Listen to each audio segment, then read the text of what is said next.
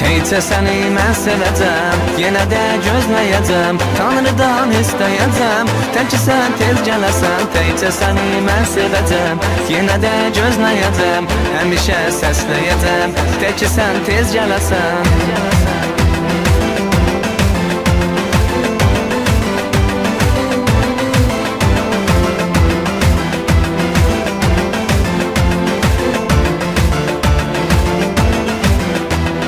Yadında mı o günlər, sənlə keçdi aylar ilər, sən mənim etdin, mən də sənin.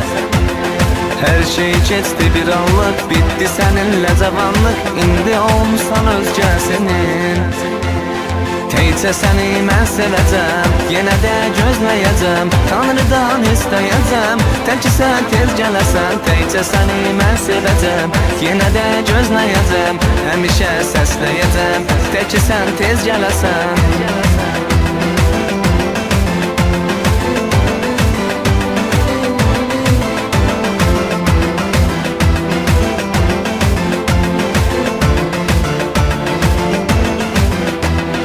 Amma yenə də gözləyirəm, yenə də səni səsləyirəm, çünki başqa yoxdur əlacım.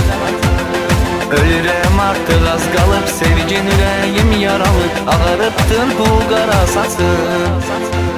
Teycə səni mən sevəcəm, yenə də gözləyəcəm, Tanrıdan istəyəcəm, tək ki sən tez gələsən. Teycə səni mən sevəcəm, yenə də gözləyəcəm, həmişə səsləyəcəm, tək ki sən tez gələsən.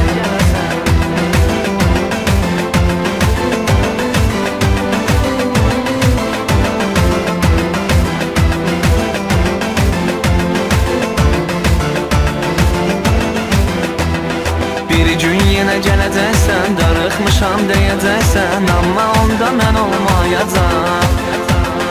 Ağlamarsan arxamca, hər şey yada salınca, mən söyüq məzarda olacam.